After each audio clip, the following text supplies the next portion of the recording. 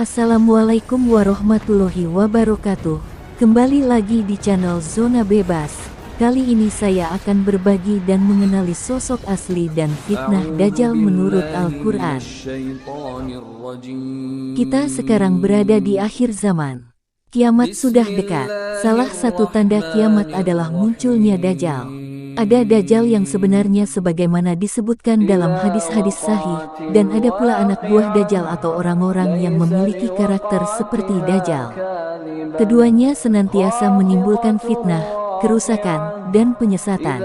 Proyek perusakan dan penyesatan mereka kadang begitu gamblang menyolok mata, kadang dibungkus dengan berbagai macam alasan yang masuk akal.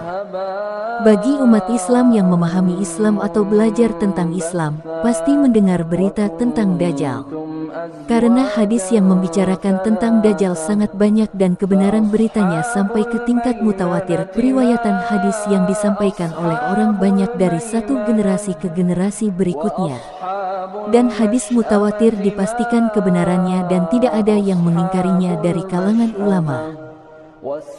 Datangnya Dajjal yang kemudian berhadapan dan dibunuh oleh Nabi Isa alaihissalam merupakan salah satu tanda-tanda dari hari kiamat.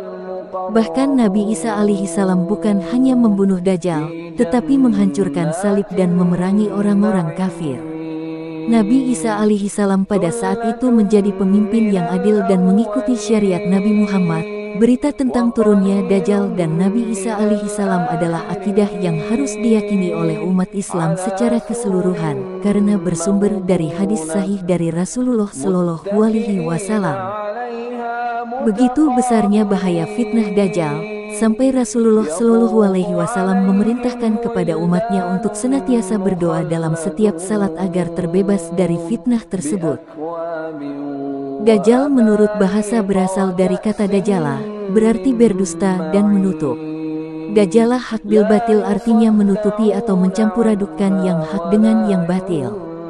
Disebut Dajjal karena menutupi kebenaran dengan kata-kata dustanya. Dajjal berarti seorang yang sangat pendusta dan menutupi kebenaran.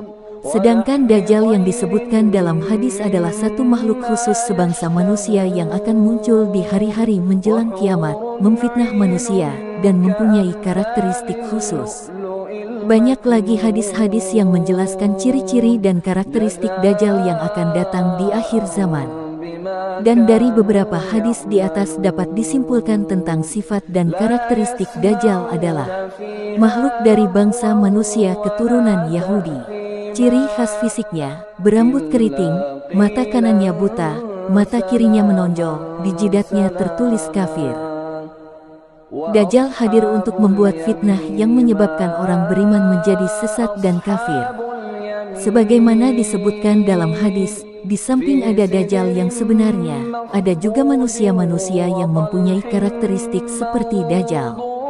Oleh karena itu umat Islam juga harus mewaspadainya. Mereka adalah para pemimpin yang sesat dan nabi-nabi palsu. Mereka sangat berbahaya karena datang pada setiap tempat dan waktu. Sedangkan Dajjal akan datang hanya menjelang hari kiamat. Maka para pemimpin yang sesat yang memiliki sifat-sifat Dajjal tingkat bahayanya lebih kuat dari Dajjal yang sebenarnya. Namun keduanya adalah fitnah yang harus diwaspadai oleh setiap muslim. Kelak di hari kiamat, akan terjadi pertempuran besar melawan iblis Dajjal. Ialah Nabi Isa yang ditakdirkan melawan dan membunuh Dajjal. Nabi Isa disebut akan turun di sisi Menara Putih, sebelah timur kota Suriah tersebut. Ketika turun, kedua tangan Nabi Isa berada di atas sayap-sayap dua malaikat. Jika Nabi Isa menundukkan kepalanya, maka akan keluar tetes air darinya. Lalu jika beliau mengangkat kepalanya, maka akan mengalir bulir-bulir air bening layaknya mutiara. Adapun orang kafir yang mencium aroma nafas sang Nabi akan tewas seketika. Turunnya sang Nabi sangat dinanti-nanti oleh orang beriman. Pasalnya, bertahun-tahun bumi dan segala isinya mengalami kerusakan parah akibat Dajjal. Manusia raksasa bermata satu sebagaimana digambarkan merupakan wujud Dajjal, membawa fitnah yang amat besar, fitnah yang tak pernah dialami manusia sebelumnya.